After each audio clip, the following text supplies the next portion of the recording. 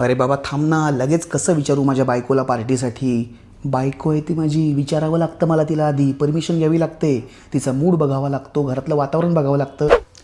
काय आज जेवायला? काम काय?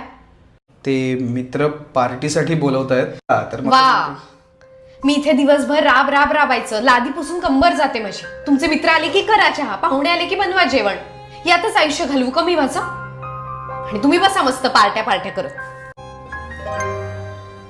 हे असं बोलणारी बायको वाटले का मी तुम्हाला?